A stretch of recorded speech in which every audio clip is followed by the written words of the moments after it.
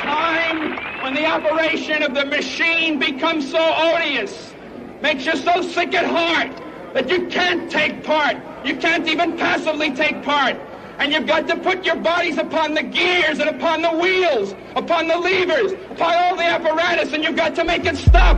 And you've got to indicate to the people who run it, to the people who own it, that unless you're free, the machine will be prevented from working at all. Australia's best independent news and opinion radio show, The Daily Australian, with Nicola Charles and Jason Olbourne.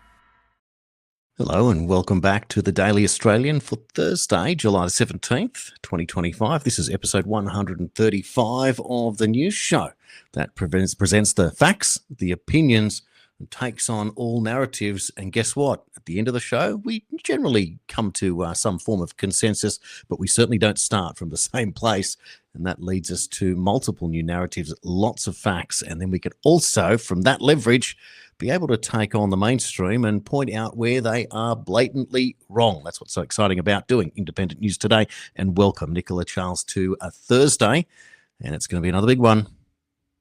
Thursday and Friday are my favourite days. They're just my favourite days in life. So they're my favourite days on the show because it's that feeling that you're like on a sled and you're skidding towards the weekend. It's a wonderful feeling. You know, you can go get your wine in. It's all great. Good times are coming, possibly a sleep in if you're lucky. Talking about mainstream media, I wasn't going to mention this, but now you've brought it into mind.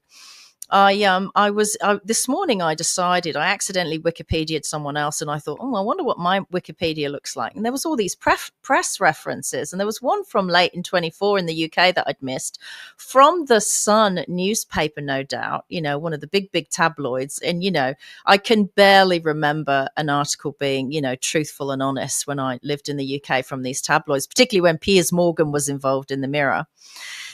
And it was a vaguely positive story about Nicola Charles. It was quite extraordinary. And it had all my quotes saying that I felt I owed Australia a debt of gratitude. I'm tongue-tied. I'm so excited about the weekend. And that I would go down fighting, that I was going to fight for this country. So I reshared that on my X account this morning. But it's interesting, isn't it? The nuggets that you miss, the conversations that people are having about us in this show.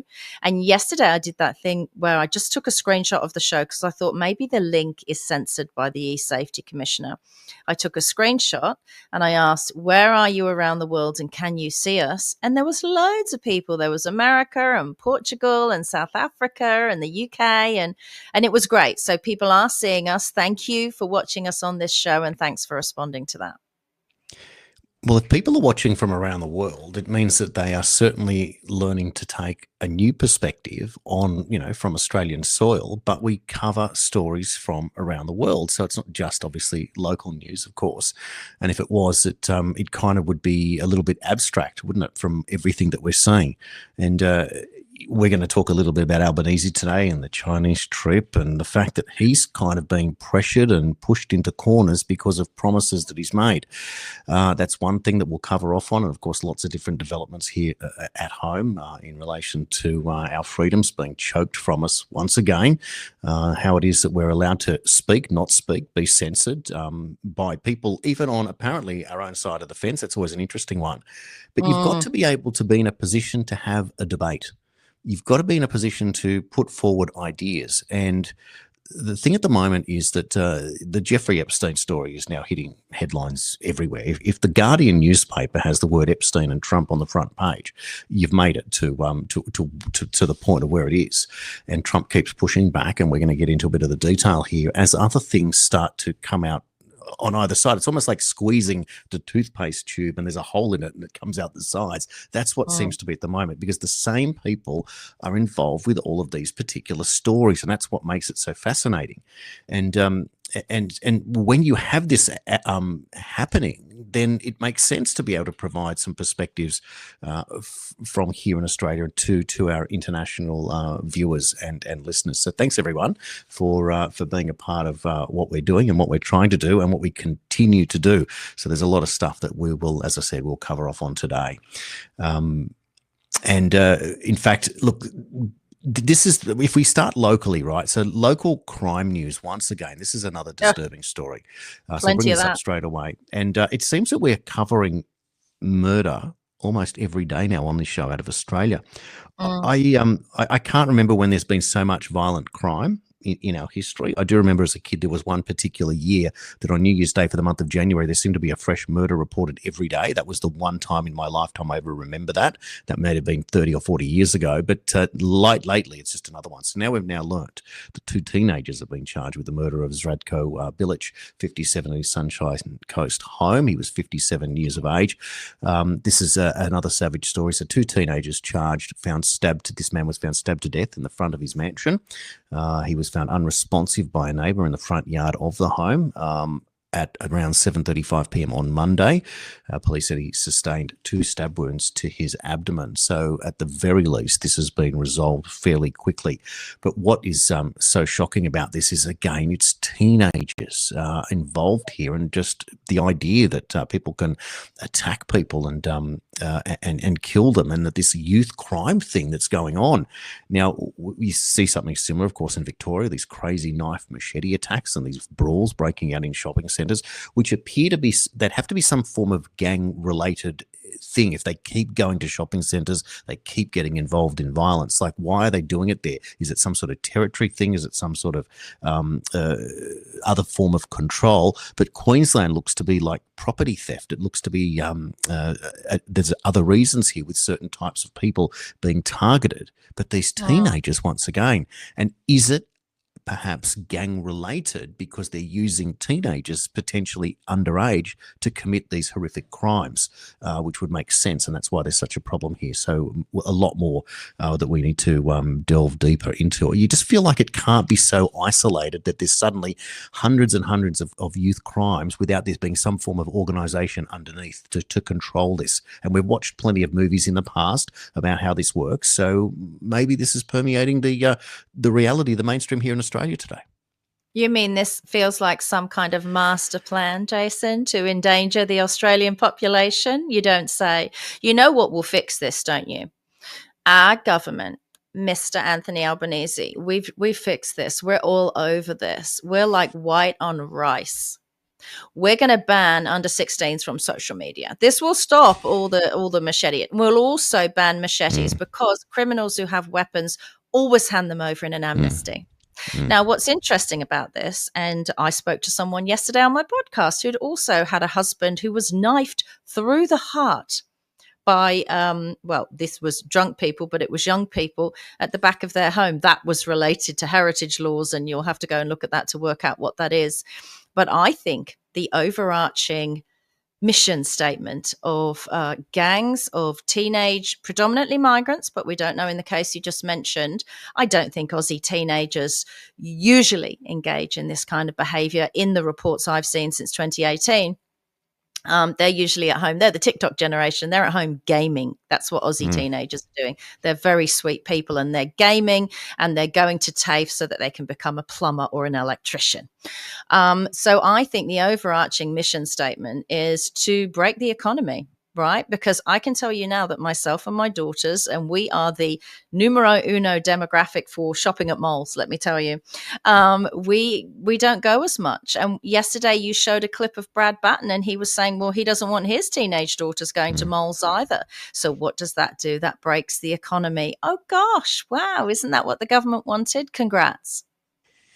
Well, yeah, you can certainly see where there's a pattern there. The question I have is whether it is crime gangs that are that are recruiting kids in these circumstances. Yes, but which crime gang, Jason? Is it the ultimate crime gang? I think you know who I'm talking about. Oh, certainly. But the point is that if we're ever going to be able to change it, we have to identify which crime gangs, and then you follow the money trail, you follow the pathway, and sure enough, there'll be a link there, as there always is. The money trail goes to the government. When you invite these people in with no background checks, right? If they commit crime, you bail them. You gift them a house. You gift them money every week, every month. And then, tell them, do as you will, or, these people don't get charged with anything. They get bailed. I mean, Brad Batten said yesterday, oh, we need to change it so that breach bail go to jail. I thought that's what that was. No, I'll tell you what bail is. It's just a money-making scam, again, for governments, particularly here in Victoria. You break the bail, you lose the money, and the governments and the judges get the money. Did you know that when people are fined and bail is breached, the actual judge involved gets a percentage of that money? It's quite extraordinary. I never knew. I learned that recently. And so it's a money issue. It's not a safety issue. We shouldn't be begging and asking and expecting the opposition to try and, send out a rally cry. So breach bail, go to jail. I thought that's what it was anyway. So now we haven't just got criminals bailed. We've got criminals bailed who've breached bail. Okay, great. What a wonderful society. Never mind, Anthony Albanese is in China living it up with his girlfriend. Have a great time, guys. Well, Jodie was out in a $599 frock that was designed by a Chinese-Australian designer, so that got a whole lot of praise in the media. That's normal for a woman, just to let you know. I know it seems a lot. Well, it was more the designer, but Albo was out there in a designer polo shirt that he'd forgotten to iron, and he looked a little bit flabby in it. So it just wasn't particularly glamorous. Meanwhile, in related news, the headline in The Guardian reads, that the PM raised the delicate matters of jail Dr. Yang and the Port of Darwin with Beijing, that the jobs data may sway the RBA. So separate there. But Richard Marles also alluded to the delicate nature of diplomacy when asked about the Port of Darwin, which is held by a Chinese-owned company. Albanese said he wants the port in Australian hands again, a position Marles said the government maintained. In terms of the Port Darwin, we have consistently said that it shouldn't have been sold to that interest when it was the former coalition government, and that we want to see the Port of Darwin return to Australian hands, and that's the course we are pursuing now. Well, the irony was that it only came up as a result of Peter Dutton making that into a policy. But of course, it was Andrew Robb, that was the former trade minister for the Liberals in the coalition, that arranged this particular deal in the first place. And if you want a little bit of an understanding about Andrew Robb, this character, he was the architect that signed Australia up to the Trans-Pacific Partnership. Oof. And the very next day, he retired from politics. The very next day. I mean, he ran, like Jacinda Ardern said, she almost called her book Run. It's interesting, isn't it? Why doesn't our Prime Minister, Anthony Albanese, question, wonder, negotiate why all of these Chinese buyers, and that was also discussed in my podcast yesterday, they demolished a heritage-listed home, and that was fine because the person was a Chinese billionaire. All of these Chinese wealthy and new Australians, I guess, and also CCP affiliated companies and corporations are buying Australian land, but we are permitted to buy this much land in China. Zero. That's right. Is that reciprocal? Is that what you call a reciprocal property deal, Albo? Rules for thee, but not for me. I won't even get on to questioning them about slavery. And did you know that Xi Jinping did not turn up to any of these meetings? That's why you didn't see any footage of this trip with Anthony Albanese to China. It was apparently a Mr. Lee who's involved in the trade side of things, and he was the one meeting Albanese. And there are so many, we can only call them rumors and speculation at the moment. Online, I was contacted by all my reliable sources, but I didn't share it. I finally did last night. There are rumors that Xi Jinping is under house arrest. He's got Parkinson's, early onset, and that he's about to be replaced as the dictator of China, which is huge. And could that be why Anthony Albanese wasn't allowed to meet him? I reckon it's quite a scary time for our Prime Minister to be over there. And I reckon it's a really scary thing for him to take his girlfriend to China, the dictatorship at this time in history. I mentioned that online last night on X. And one of these extraordinary, we always discuss it, Australian dobbers tagged the AFP, the Australian Federal Police, and said this person's making threats. I mean, it's extraordinary what's going on with some Australians. Their minds are gone. It's like they've collapsed in like a rotten apple. What's going on with you? You're basically saying, well, shut her up. She can't have her free speech. I'm questioning what's going on because we're not seeing real footage. Exactly right. And we often wonder in certain wars, for example, why we don't get to see footage that matches reporting. So Russia, why aren't we Ukraine. seeing? Yeah. Yeah, exactly. It was very light on the ground. Why? Yeah. In this Where's case, that gone? Where's Russia, Ukraine gone? Where's all the footage of the soldiers and the sorties and the bombings and the decimated buildings? Because last night I looked at pictures of what's left of Gaza. Mm. And it's like something from a Terminator movie after the apocalypse has happened. And, because you know what's been going on there. But if you look at pictures of Kiev and Ukraine, it's all still standing. And yet that's the place that the most money's been sent to. I mean, don't question it or you'll get reported to the police by everyday Australians. Yeah, yeah. Because what you need to do is trust authority. That's it. That's the line in the sand. I asked Jeff Crouyer from the New Orleans in an interview I did with him about why it is that people can be divided to a point where those of us that have realised that trust has been breached by authority know that you can't go back to the well, because once that has been breached, it will be continued to be breached. But the other side will trust authority to the end, even when they acknowledge that they may have misspoken, lied to them.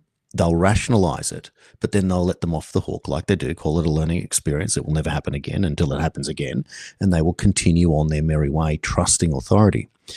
Having said that, part of what we do here at the Daily Australian is that I continually try and bring to you mainstream news for the way that it's being reported. And we can also present that from what we also know from other sources. So we're presenting facts as presented. But then what it does do is it creates these lines of narratives that you can see where things are merging. And of course, this will all relate back to the great catalyst at the moment, which is United States news. As much as some people like it, some people don't. Some people bring their biases to the comments and tell me, that I'm doing certain things right, certain things wrong. But we'll keep doing it the way that we're doing it, and we keep getting better at it just the same. But yeah, just because you believe a certain thing and you want news to support that, and if it doesn't mean that it's right or it's wrong. And so this is why it's so challenging all the time to understand, because we've never seen anything like this this period where we have a president that can say so many things and not necessarily they even mean what he means, and things change very quickly. The narrative on the Epstein stuff, like he's coming out now and admitting that they've been potentially doctored by the FBI, as opposed to them not being there. How can they not be doctored, Jason? It's been so bloody long. Somebody put a picture of a skeleton sitting on a bench, that classic one on X, and it said, me still waiting for the Epstein release. It's not going to happen. Too many people are involved. My sources are telling me that it's not because so much Trump is involved in the list, but apparently a lot of his highfalutin friends. People are talking about famous bankers whose names might be on your credit cards, that they're involved, and that, he would seriously be dropping a lot of very important people that have been his lifelong friends in it, and that he is actually sickened. And it would sort of explain his behavior, excuse me, is a bit odd. It's a bit of a turnaround. I just hope, God, in my lifetime that we find out why. Well, yeah. I mean, there is no way in the world that if everyone wants this, that it's not going to come to the surface. And everyone wants us to pull out of the World Health Organization. I mean, there are millions of Australians that want us to stand up against these IHRs by tomorrow. We've only got 24 hours, right? And it's not going to happen. Why? Because our Prime Minister isn't opening Parliament till Monday. So conveniently, there is no Parliament sitting. And that's not a true Parliament anyway. Right? That place that has the Freemason triangle at the top of it. Old Parliament House was closed. That's actually not even called New Parliament House. That's called Australian Government Building. Right? So we're in a really tricky situation here in Australia. I think a lot of people are waking up to it. And as I said yesterday on my podcast, we need to firmly get a grip on what jurisdiction these people have on us. Because part of me feels like instead of trying to get out of these IHRs and the World Health Organization, and instead of trying to, fight them in courts about heritage laws and stuff like that. We just need to question their jurisdiction, because in many cases they don't have it. They've used lawfare against us. They've used lawfare against Trump. They use lawfare all the time. We might need to turn that around. Yes. Yes. And how do we do it? Of course, knowledge is power, obviously. The ability to use the said knowledge, the approaches, and how people are learning to effectively defend themselves. But wouldn't it be something to be able to prosecute someone else, at least civilly, and be able to build up your own cases, etc., in these I don't want to jurisdictions? prosecute anyone, not even Albanese. I hope he disappears into the wind with his girlfriend and, live your life. And you're the one who's got to sleep at night after everything you've done to Australians, right? A horrible individual. I don't want to prosecute anyone. What I want is to just, what I did do in court last year is just say, you have no jurisdiction over me. I mean, Jason, you are a Commonwealth citizen. I am a Commonwealth citizen. These police officers that are walking around, that people are tagging and saying, oh, she's a problem, they're not sworn in as Commonwealth officers anymore. They're sworn into the state, which means, unfortunately, in a legal standing, they have no jurisdiction over you. And when you think about it in those terms and think about what the police did to Australians during lockdowns and protests and stuff like that, it takes on a very dark twist. It makes them start to look like more of a private security force, because they're sworn into a state and not the Commonwealth. This is really important stuff. It's the boring stuff. It's the constitutional stuff that no one wants to talk about, that everyone should look into. There's plenty of information out there. I think we've got a lot more protections than we know. And they would just like to engineer a situation where people never know, Jason. Well, police have always been a state issue, like state-based, right? It's a state government responsibility. So explain to the audience, therefore, how they've been operating as a state-based. You have Australian Federal Police, obviously, but you have the state police forces. Yeah. So okay. So explain that one. After Federation, there were no states. And I only learned this when there were people being prevented from getting home or getting to their children or getting to their dying parents during lockdown. And they were held on different sides of state borders.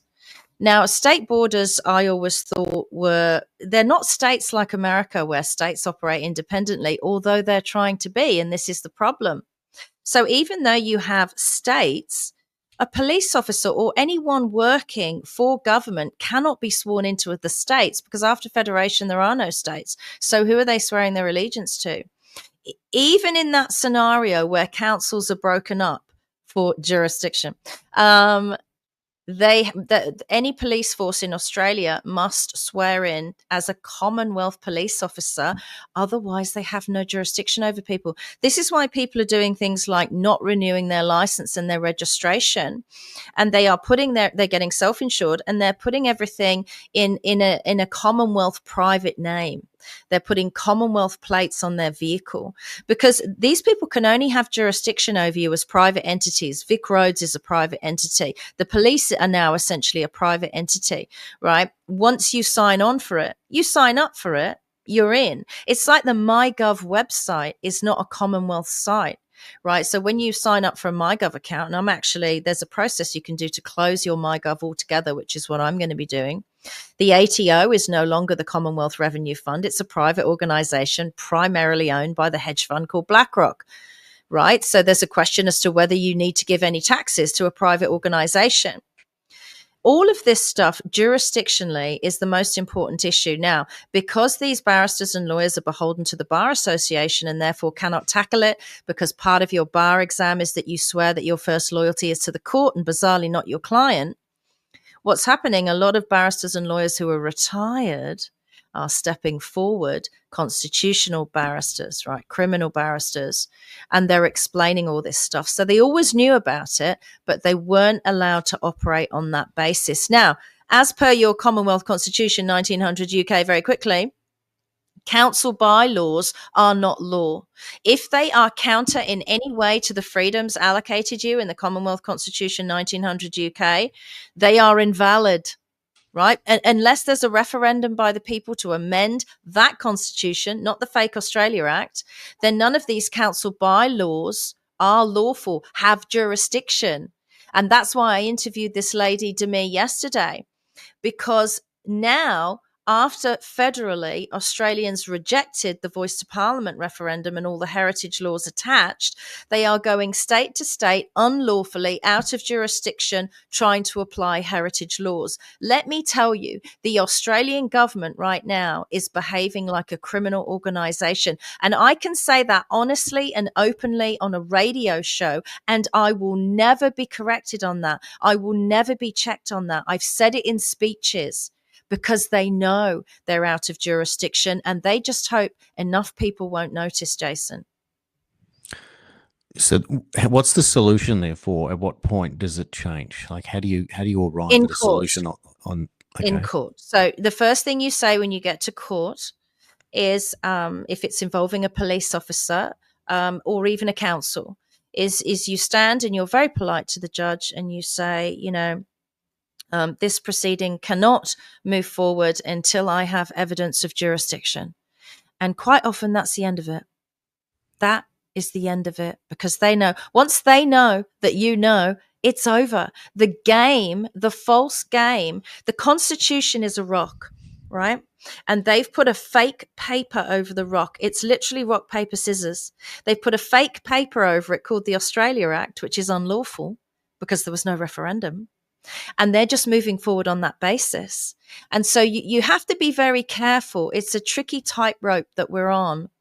But I think we've got more protections than we know. And I think the protections we already have mean we are protected from the IHR. We are protected from the World Health Organization.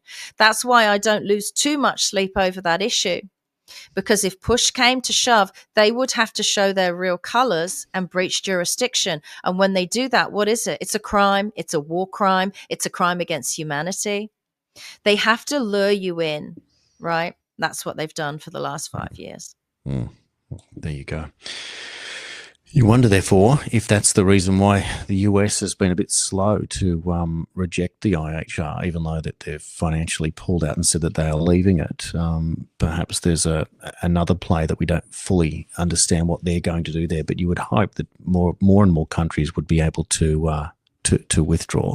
Looking at Italy, I think, as another potential, and they're pulling out of the Paris Accords. Of course, Argentina again. So there is a certain style of politician leading certain countries that would lead you to understand what that's about.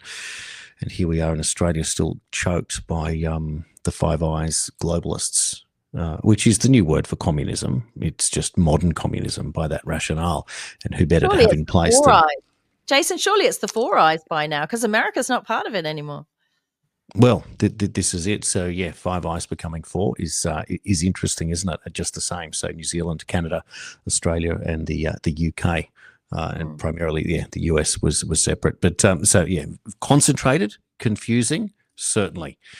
And we continue to watch on, don't we, and just hope for a break in the weather. But we're not going to get that when our politicians are playing pretty much on the same page. Another example of this is in this news story that's the shadow education minister says the opposition will work with the government to fix childcare, the system that is not working. John Duniam, the shadow minister for education, said the growing list of childcare centres linked to the worker accused of sexual abuse, Joshua Brown, lays bare a system that is frankly not working. He spoke to Radio National. There are too many gaps in reporting, too many gaps in information sharing between jurisdictions and indeed within jurisdictions around the sorting of things that you've just outlined for your listeners, and that is incredibly distressing. I think that the threshold for what is kept on a file and what is transmitted to future employers about potential employees and for the information of parents, I think is too low, and they sort these things that we need to see addressed here. So that opens up potentially another can of worms, because if you're going to, well, they're saying that their protection levels are too high, so you've got to lower thresholds. What level of information now becomes public that was otherwise private? So you can see that it's potentially a slippery slope, but it's a change of angle here. So but you know what would fix it, Jason? Digital ID. Well, that there is the point. So the question therefore is, what would someone take at this stage, just purely hypothetical, if you could have all Epstein truth revealed today, but the Yes. price was a digital ID. Would you take it? No. And that's the point, isn't it? So if you then said, well, how else are we going to take these people out? Well, we've got to go a different way, because that's where I'm going. Now, I'm not saying the two are related, but if there was a way that you could do it, so people are arguing for Palantir, surveillance tool. Is Palantir being used to take these people out, and would you accept it? So this is a line in the sand that we may not have considered before, and we shouldn't have to consider. You would just hope that there was a system that if bad people did bad things to innocent people, they would be caught out, they would be dealt with, they would be punished, and it would never happen again. And those that have been harmed would be compensated, but more importantly, they would be healed and they'd be able to get on with their lives. And of course, that would dissipate and it would never happen again. So it seems that we're constantly asked to make deals with the devil, is what I'm trying to say. We need transparency in government, not transparency in everyday people who haven't committed a crime. If there's no warrant for you, they shouldn't be able to track and trace you, monitor you, profile you, listen to your phones and all that stuff they're already doing without a warrant, right? They've already breached so many laws, human rights and civil rights.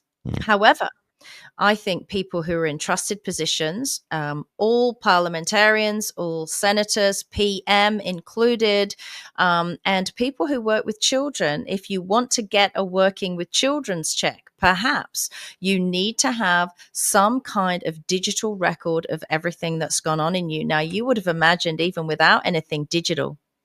Because what you could do then is if someone in the 99% committed a crime, a really bad crime, like these kids that are getting bailed for knife crime. Part of your punishment and your bail is the creation of a digital ID. So the walls close in on you, right, because you're a criminal.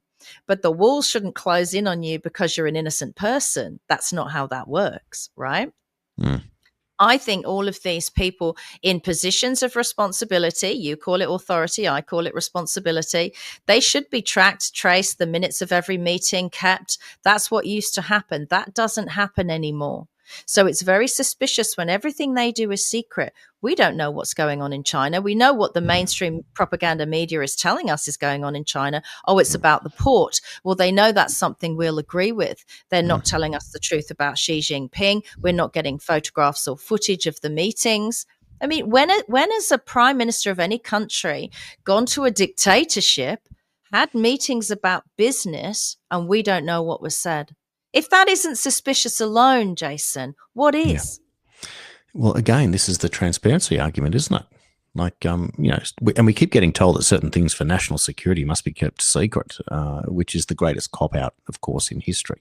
Yeah. But what we have and what we're living through is a war against the middle class. It's been there our whole lives. It's just getting harder and harder. The rich get richer, the poor get poorer. And technically what you're arguing for is a system that would apply higher rules of transparency for those that have been criminally convicted and for those that assume positions of public power. So wouldn't it therefore be ironic that it's protecting the middle class by the same people that are being engineered, the lowest, everyone gets poorer and the elites get more power, that they're the ones at the extreme ends are the ones that need to adhere to a transparency rule, and the middle class get on with the business of being the middle class and doing all the work and enjoying their lives, and you get back to normal.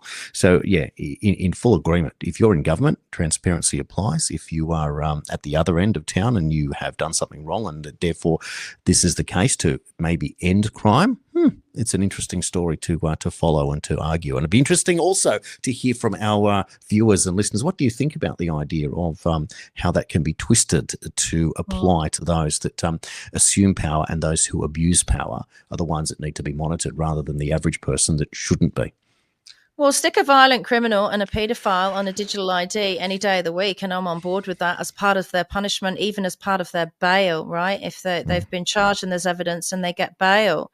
And I think it's very important, because what the middle class is in our nations, and it doesn't matter what colour, creed or religion you are, if you are a national of Canada, the UK, Australia and New Zealand, we're all different. We are a melting pot in all of those countries.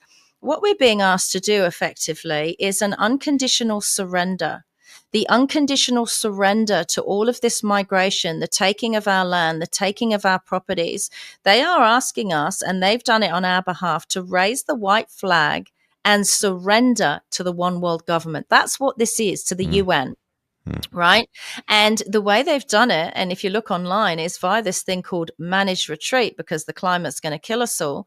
Think about that term, managed retreat. It's a retreat. They're asking you to retreat from everything you know, everything you love, suburbs, countryside, move you into your digital hellholes of your 15 and 20-minute cities, which you may notice the mainstream media never, ever reference anymore. Why? Because there was public pushback. So you need to create public pushback online, if that's all you're capable of, against all of the things that they're doing, because we're not going to retreat. I'm not going to retreat because you tell me I need to, because a storm is coming or the weather is changing. We're not living through climate change. We're living through climate changed by you. So when you're allowing the climate to be changed and then telling us we're the ones who need to leave everything we love behind, our communities, and they say online, oh, it's going to be very stressful socially and in communities when there's a forced managed retreat. We're not retreating in Australia, so get lost. Well said. Well said. Need to say more of it. There you go. It kind of comes back to it, doesn't it? Like there's almost a thirst now for being able to use new systems to hold these people to account, and at the same time to stand up at that point. So if you then put the middle class into it, or at the very least the property owners in the basic 80%. Now, a lot of people don't own a property, but a lot of people do own properties. And if you put those people alone to defend against their own property, how many people do you think would actually just hand over and surrender a property because the government asked them to today? There'd have to be a percentage that probably would, but most people 30. you think would be, you reckon as many as 30% would just say, here you go, here's the keys. Thanks for, I'll do whatever you tell me to do. I mean, all properties are owned. Even if people are renting, there's an owner of that rental property. So you would imagine, it's, they used to say an Englishman's home is his castle, right? And you would defend it at all costs. And we're really having to now in Australia because home invasions are through the roof. Get a dog. They walk past houses where they hear woofing, don't you? Right. Just go to the shelter and rescue some. Find the ugliest, scariest looking puppy or grown mutt you can find with like teeth missing and bad skin that no one else wants to adopt. If people see that thing sitting at your front window, they're going to keep walking. Four-legged security, organic security guard. One. Don't go for a little fluffer. Go for a really ugly one. Something ugly. Yeah. Excellent. And of course, you get a great dog that will be very good at catching the tennis balls and scaring off the bad guys. Well said. Now, look, other news that we need to cover off on today. Well, first of all, is this potentially your next Halloween mask? I hope not, but I just thought I saw this today and I thought I'd just put it up on screen. What is going on with Dan Andrews and that neck? Now, it's certainly an old photograph. Is that a makeup line or is that something else? I mean, how could you make a mask that looks like that? My first thought was makeup because his ears and his neck look human colored and his face looks grey like he's been dead for 2 days. So my first thought was makeup, and he was clearly heavier there. And when guys get heavier, or women as well, we get this hanging neck thing, the turkey neck, which is so vile. But it's not good, is it? I mean, just the look in Dan Andrews' eyes. I never thought about it during the pandemic, Jason, but he's got this kind of drugged out look in his eye. It's very odd. I don't know if he always looked like that. I don't think he did. I saw pictures of Dan Andrews when he was young with his wife, and he looked like he was a bigger guy, but he looked like a normal person. When people say, when you undertake this much evil, it starts to show on your face. I don't know. That with that bigger shadow and that hanging, it does look like a mask, but I don't know. That's even for me, right? Australia's #1 conspiracy theorist, according to the mainstream media. I feel that's a conspiracy too far. And also, he had a really bogan voice. Like he had No offense, Bogans, I love you. But he really was, you know, I'm telling you, mate, you're Yeah, going, yeah. and he always sounded the same. So I think it was him. I think just like most of us, we get uglier when we get older, and that is probably a really bad makeup job. Yeah, well, get a new makeup artist potentially. No offense to that makeup artist. Maybe there was nothing that you could have done with a face like that. There you go. Because I know plenty of makeup artists, and they're very, very talented people. So Yeah. I pity the poor person that had to do the work on Maybe that. it was face. deliberate. Maybe she screwed him up deliberately. There you go. There you go. First time we're ever going to get a whistleblower makeup artist emailing us at the Well, Daily when Australian. you're covering scales, Jason, it's hard work. There you have it. There you have it. So who knows if we're going to find out who was Andrew's makeup artist in that game. Well, that's pretty exciting nonetheless. Now we are going to head overseas now. I'm going to show you headlines. Well, this is coming out of Australia, Guardian Australia. Look at that. Trump calls Epstein conspiracy a hoax and turns on MAGA weaklings. The president faces a MAGA backlash over claims of hiding details of Epstein's crimes to protect the rich elite, including Trump. Well, of course they're going to say that. Of course, Nicola, they're going to say that, aren't they? That Trump is in the files.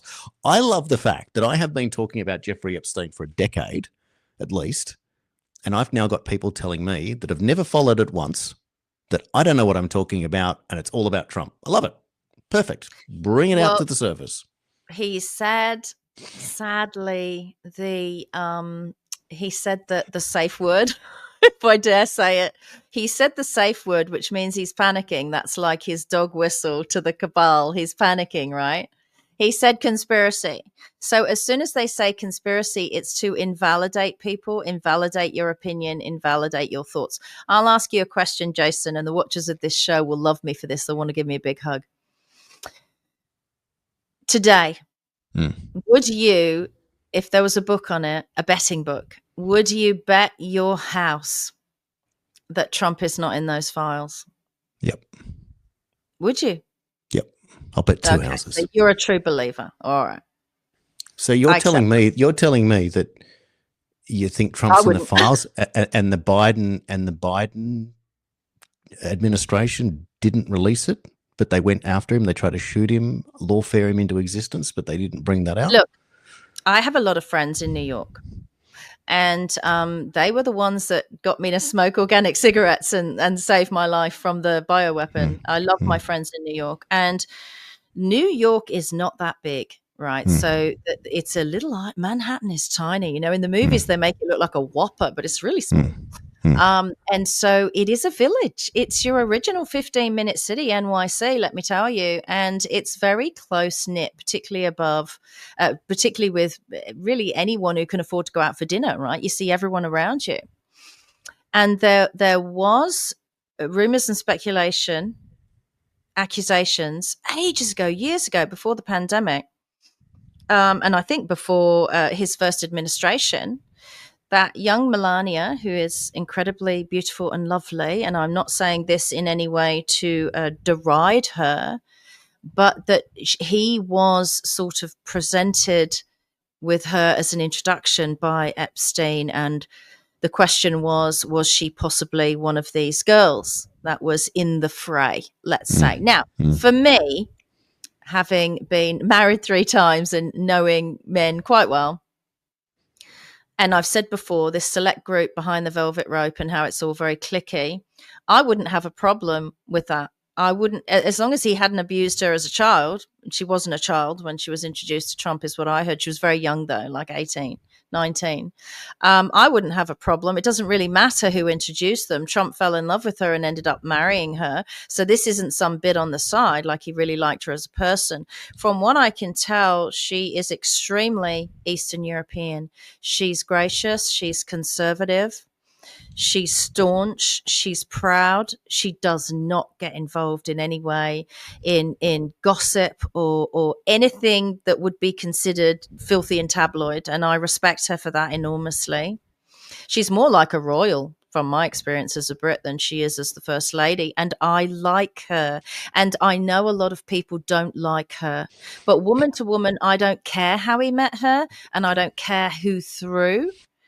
And it would be a horrible little stain and tarnish that the left would love to expose, that Trump met her through Epstein. So I don't know. This is all just stuff I heard through the celeb, / doctor's grapevine in New York. But it doesn't matter to me. Like, it doesn't matter how I met people. I met my current husband doing a job and he was my boss. People might look at that and go, oh my God, he was a boss. That's terrible. I mean, people meet. You're going to meet one way or the other. With regard to the list, I said yesterday, I'm not so obsessed with a list that could have been doctored in either way. It could have been doctored to be preferential to Trump and detrimental to the left, and the other way around. I'm interested in the videos. Pam Bondi did say that there were videos of abuse to children, and she used these words, that are so horrific that if they were ever released to the public, people would be hospitalized because of what they saw. So that meant they were harming children beyond sexually, in my estimation. So I care about who's in the videos. Show me the video proof. Show me a still from a video of a child and someone we know just walking into a room. Don't let them get together. I don't want to see anything horrid ever. And you can't anyway. It's against the law to disseminate that stuff. Rightly so. Show me them in the room. That's enough for me. Well, that would be it, wouldn't it? That'd be the evidence that you would need, and then you would just hit the pause button and you would show it for sure. Yeah. Trump was the owner of the Miss Universe pageant for many years. That would explain his access to beautiful women, obviously, at the same time. And you don't get into that business if you don't appreciate beautiful women, or there's not another benefit to that, etc. So that would make way to introductions. If Epstein was a recruiter of models in those wider or broader circles and was linked to Les Wexner of Victoria's Secret underwear company, and he was his number one. Was she a Victoria's Secret model? I don't know. Maybe she was. If she was a Victoria's Secret model, that would explain it. So again, more information, more details, and more association there. Just talking, I'm going to look it up. Yeah, so keep going. So what I'm going to do now is, and look, I brought it up before the show, and I know that you don't want me to go too far down this pathway, but there's some very interesting, very short clips that relate directly to news that's breaking today. So I'm going to play the first one for you now. We'll come back and we can talk about the links with Melania. Not a model. She was not. Categorically not a Victoria's Secret model. Okay, so now you're going to come at me with some Q stuff, aren't you? I'm going to give you a Q1 just to show you where it comes to today and the dates, etc. It's really interesting, and then I'm going to give you a headline. So take a look at this short clip. It's about a minute. Ghislaine Maxwell is now in the news. And if we go back to last week, all we had was Jeffrey Epstein in the news. The exact day, 6 years ago, there's 2 posts specifically on Ghislaine Maxwell. We had the same last week with Jeffrey Epstein. We had when Donald Trump mentioned Rosie O'Donnell, it took you to a charity. That charity Rosie O'Donnell was part of, well, today, that same charity is mentioned linked with Ghislaine Maxwell. If you type in Maxwell in the Q post, have a guess how many posts there are on her. 17. If we go through the dates, it starts in July over a number of years and it finishes as 1 post in October. July to October is the only mention of Maxwell. These are highlighting that all these posts have been preparing us for a long time. So now we will start hearing more about Ghislaine Maxwell. And talking about coincidences, we can go up to another post just to show you how it's all going to start connecting. There's a post that says Comey's daughter investigated Epstein's suicide and her husband does the Ghislaine Maxwell case. Do you believe in coincidences? Can you see how it's all matching? Trusting Q people is always going to come back to the posts. So lay that out there, right? So what headline pops up today? Maureen Comey, daughter of James Comey, is fired from her job as a federal prosecutor today. Comey, who worked in the US Attorney's Office for nearly a decade, prosecuted both Jeffrey Epstein and his associate Ghislaine Maxwell, and just finished prosecuting Diddy. Same person, and Diddy looks like he may well walk in October when he goes for sentencing on time served for those 2 smaller crimes there. So I find that fascinating that we have an Epstein story, Ghislaine Maxwell now saying she wants to testify, Happy to testify, obviously, to whatever reward she's going to get for that, which may well be that if it leads to the prosecution of many people, then she may be House able arrest. to buy her freedom. House arrest, as you said, there's something Yeah. in that, and so this is how it has to work at this stage. Getting that to happen, but the timing of the Maureen Comey prosecution indicates that there may well be an indictment for her father. Because how can you have somebody who's sitting there as a prosecutor and then the indictment comes? So there's a clearing out there. So it becomes very, very interesting with what's going on. Now, indulge me one more. I want to give you one more because Adam Schiff is another name that's come up, right? And I'll play this. I'll play this one for you. I'm going to give you a little bit of a clue here. There's two clips, but I'm just going to play one of them. Is it short? Yeah, they're all short. They're only 40 seconds or something. So this is, let us actually jump ahead. I'll give you the shorter one. Hopefully I'm going to get the right one. Let's have a look. We go back to 2017 and Q says, blunt and direct time. Adam Schiff is a traitor to our country. He's a leaker, national security evil, TikTok. This is from 2019. Remember this important fact. Adam Schiff is part of the Gang of Eight intelligence. It will become critical once the Gang of Eight material is declassified. Then here, did Adam Schiff purposely deceive the American public, thinking the Gang of Eight material plus other classified documentation would never reach the public domain? So this is just another example of how you use Q. People say, oh, it's rubbish. You're finding out stuff about people that back in 2017, 99% of the world wouldn't have even known who Adam Schiff is. So he's laying down some information for you, talking about a declassification. So John Solomon, we've featured a couple of times this week. Here it is today, asking the President of the United States about declassification. Mr. President, this is something that could give the American people answers on 3 different elections, 2016, 2020, and 2024. But to get that rolling, there are 2 sets of documents that are key to identifying possible conspiracy. But a grand jury can't see them unless you declassify them. Would you declassify the classified annex in the Hillary Clinton email case, as Senator Grassley has been asking? Well, I would do that. I would do that, absolutely. I think it should be looked at. The whole thing was a scam. Yeah. And I would do that gladly.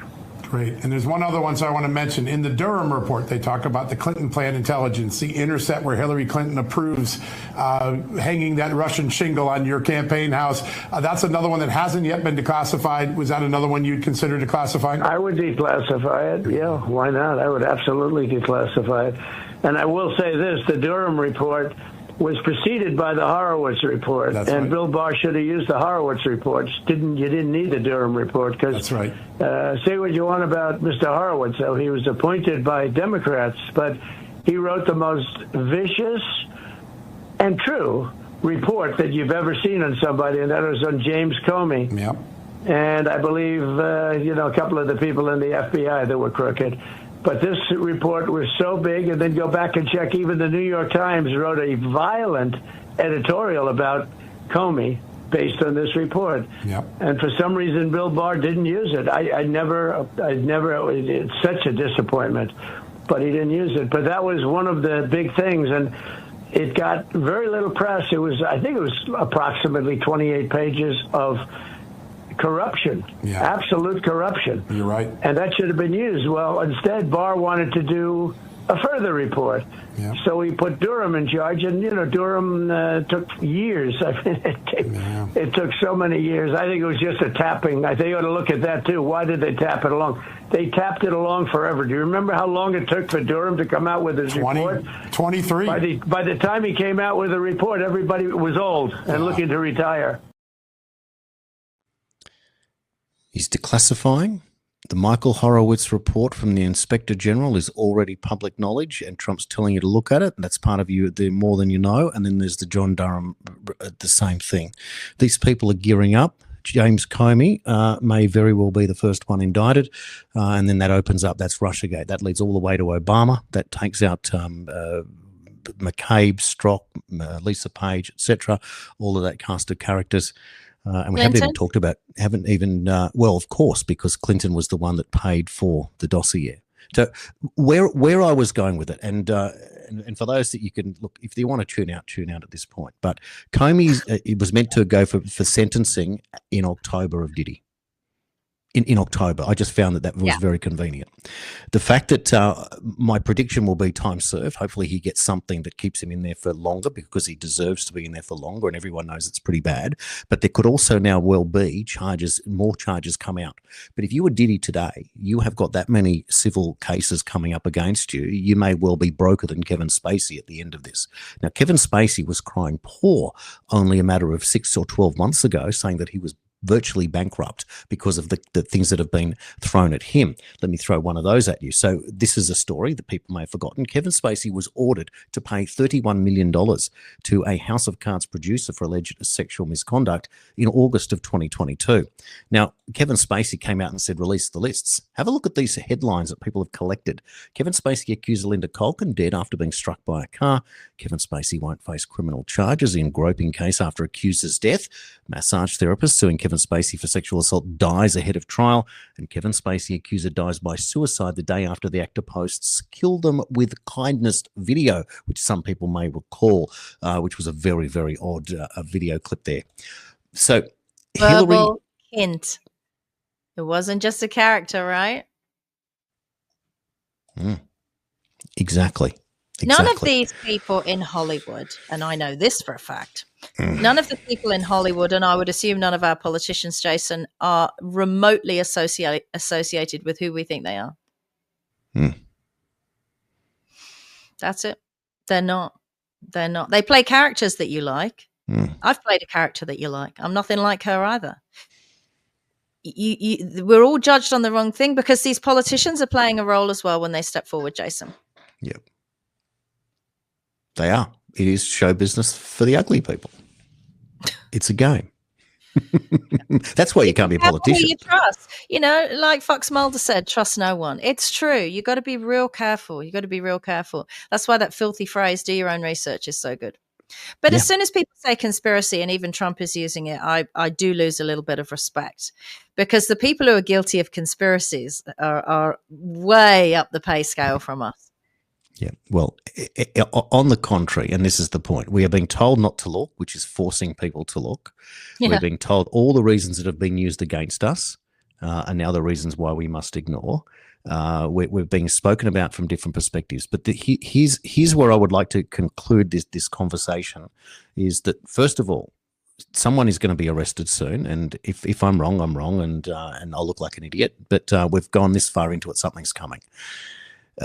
Something has to bring the people together, because how are we going to possibly navigate a future if all this is about is beating bad people over the head, a few people get arrested, and everything just goes back to where it was? With jurisdiction. I think, though, that the Epstein story is bring people together, because it is going to get people from all sides to demand the same thing. They want justice for the children. They will be surprised at who is taken out. And at the same time, this is why he's desperately building an economy to bring something positive for people in the first instance, to realize that they've been hoodwinked by these same people that have lied to them the entire time. How is it that we can depend on a government that lets us down and lies to us in this whole communist thing? It makes no sense. They get richer. That's my first advice. Don't depend on them. Isn't it a shame it's not 200 years ago, Jason? Because they wouldn't be protected by laws and influence that they clearly have in important places, including with judges. There would be hordes of people running through the town or running through the city, grabbing someone who'd harmed children from their home, and it would be a very different outcome. So they're very lucky that they've set up this justice system. We might as well rename it the non-justice system. There isn't any. Criminals get bailed, innocent people get jailed. I mean, it's crazy. The scariest thing was that one of the particular Q posts said that most of this won't be brought to the surface because the public won't be able to cope. But we're seeing it's the same usual suspects. At the end of the day, for mine, I want to see the highest level of justice, but I do want to be able to see that authority is taken out for the crimes that he committed in order to try and keep power. So it makes sense to me that Comey was to be taken out, that Brennan is to be taken out, Hillary Clinton is to be taken out, all of those underlings. And if it gets all the way up to Obama, which is where it should do because he was clearly involved and potentially gave the order, what then happens at that point when the highest office in the political office in the world is shown to have engaged in criminal activity? It will make Richard Nixon look like nothing by comparison, but that precedent has also been set where Nixon was forced to resign, and this comes after the fact. Now, I want practically at this time in history, I want Albanese and everyone with him on that flight coming back from China frisked and checked, and I mean checked. Every piece of baggage, every spot in that plane. I do not want, knowing China and the WHO and the World Health Organization all in collusion, I don't want any little, what are they called from the labs? Any little petri dishes or any test tubes coming off that plane into Australia, ruining Christmas. There's my hypothesis. Something will come, or we'll be told that something will come and ruin our Christian celebration and holiday. I want that thing checked. I mean, for God's sake, where's our security services that we paid for? Who are they working for? When I spoke to Jeff Kruger yesterday and I said, your attitude, if this ever came again, I brought up in relation to the WHO and the IHRs. I said, do you think that if there was another pandemic, how do you think the Americans would behave? He said, absolutely total rejection, would not participate in any of the nonsense ever again. So we know that that's good that the Americans would do. We would hope that that would apply here in Australia. That would be the same case. Now, there's one more quick story to get out for you. This is also important in the sense that Jill Biden's aide, her chief of staff, has taken the Fifth Amendment to decline testimony in a Republican investigation. So what I would like to do for you is just quickly play the clip of James Comer. It's about a minute, and it explains the exact questions that were asked, which will provide perspective on what's really going on here. Because if you take the Fifth, it's because you are doing so to not incriminate yourself. Have a listen. Well, unfortunately, that was quick. This is the second witness that we've brought in via subpoena for a deposition that has pled the Fifth, and they've stated they're not going to answer questions. I want to read the first two questions, just so everyone knows. These are the types of questions we asked. Was Joe Biden fit to exercise the duties of the president? He pled the Fifth. Second question, did any unelected official or family member execute the duties of the presidency? And this is Joe Biden's chief of staff. Did any unelected officials or family members ever execute the duties of the presidency? Simple question. He knew he was going to be asked that. Everybody in America wants to know that. He pled the Fifth. So we're going to continue our investigation. I think that the American people are concerned. They're concerned that there were people making decisions in the White House that were not only unelected, but no one to this day knows who they were. We believe there was illegal use of the auto pen. We're going to continue to bring these people in, give them an opportunity to answer questions. I'll tell you what, you can't take the Fifth if you haven't done something wrong. These people are being found out in real time. We will watch. Okay, so they pled the Fifth, right? Because our worst fears about the Biden administration were obviously true. He was not compos mentis. Other people were running the show. That makes sense. Must have been a whole load of woke people and evil people, to get him to say, we've been patient, but our patience is running thin. You know what? My bloody patience was running thin in the pandemic as well. So shut up. Me too.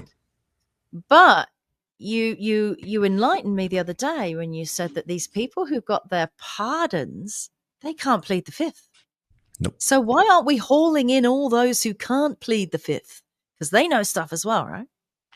Isn't it a beautiful setup, therefore, that they keep interviewing these people who are all taking the Fifth, and then it will come to a point that when the new ones are brought in, the Fauci's et al. And Adam Schiff, and they can't. So the pressure mounts, and this is why it's so interesting, because again, on the Just the News, the clip that I didn't play showed you that they've got the finger on Schiff for this mortgage fraud scenario. And so one of the Q posts that may have popped up in that clip was to show you that wouldn't it be interesting if Schiff was to be charged with something, it would be fun. So this has been lined up for a long time. It might not look like a lot, but it's designed to not look like a lot. But this is the art of war playing out in real time. Schiff is going to face the mortgage stuff, as is Letitia James, and there are others as well. And then going to get serious with the declassification of this particular material, and all of it is coming out very, very quickly. It seems it's every single day. And I tell you what, July has been, I mean, there's a lot of development in July, and we are still waiting for October for the Diddy result, which to me is a big point. That's a landing, a point in the sand, because if that judge lets him walk, people will not be happy at that point. There'll be those that will defend. But if you're defending Diddy and you're defending Kevin Spacey, and you're defending these types of people, even if you're defending Bill Cosby at this point, these people have done some pretty evil things, or been accused of doing pretty evil things, and one way or another are still walking free. This doesn't go forever, and even the Diddy stuff. I mean, what we saw there, we didn't know the types of behavior. It never happened if we don't see that video clip of him beating up his ex-girlfriend in that hallway at that hotel. Imagine if that clip never came out. We wouldn't know any of this stuff. It would just be under the table. Yeah, that would have been nice. I don't really know. I don't really want to know what people do in their own twisted, abusive relationships. I've had my own. I don't need to worry about celebrities. My only concern is this October surprise, this Diddy thing, and lots of things are coming. They constantly say it's August, it's September, it's October. Any second now, they can go, we're sorry, it's pandemic too. Go to your homes, don't work unless you allow yourself to be injected, and we're now in control of your country. And all of this stuff will just disappear. So we're reaching what I feel is like critical mass on the exposure, the expectation. It's always this time. It always builds the first half of the year, January to July, and then July to Christmas, they want us to skid in to this potential pandemic scenario, because when the potential pandemic scenario happens, they all make lots of money, governments gain extra power, and they take wealth away from the middle classes because you've lost your job, you can't pay your mortgage, and they take your house back at the banks. So that's what I'm worried about. Now, it's good what you said, that you were told that Americans wouldn't accept this again.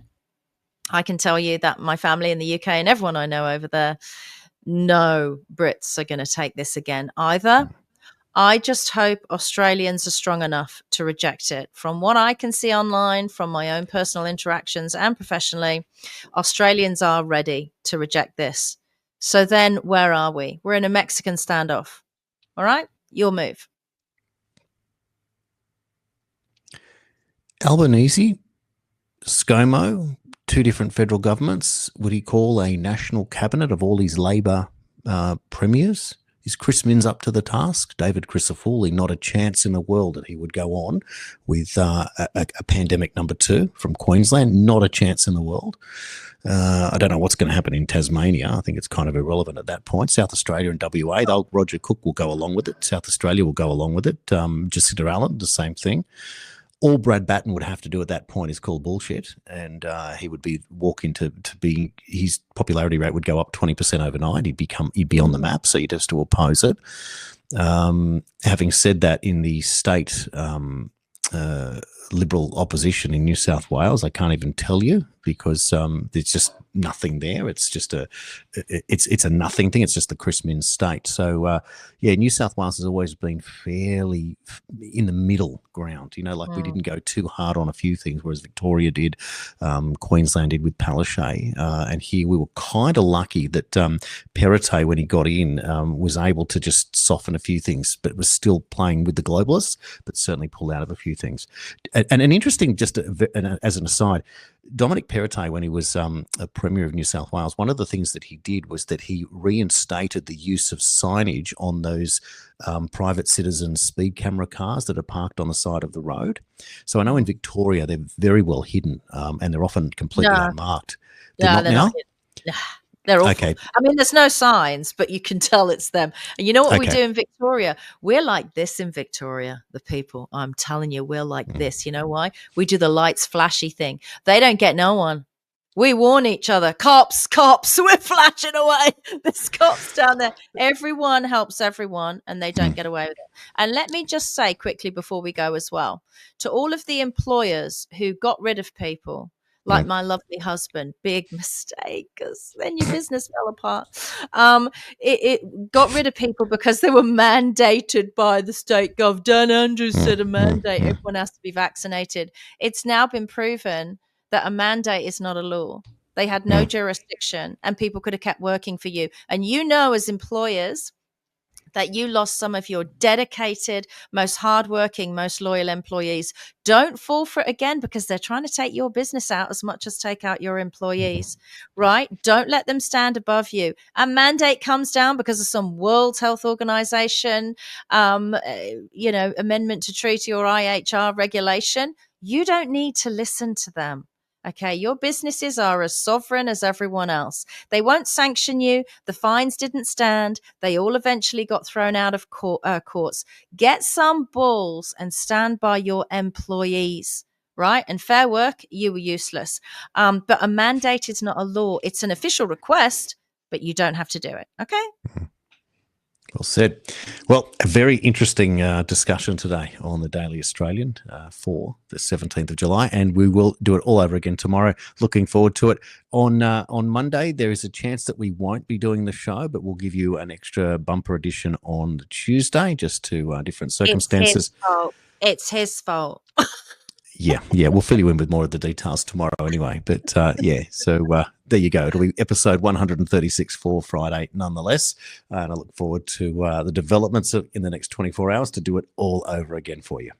Yes, Australia, remember, do not retreat. Do not buckle under non-laws called mandates. Stand up, fight for your homes, fight for your land, fight for your rights of speech and freedom of religion in this country peacefully, online, sending letters to your MPs. Go to the Aligned Council of Australia if you want those emails already written out for you. Thank you for watching the Daily Australian. We will keep informing you as much as we can with myself, Nicola Charles, and Jason Olbourne. We'll do this for the last time this week tomorrow.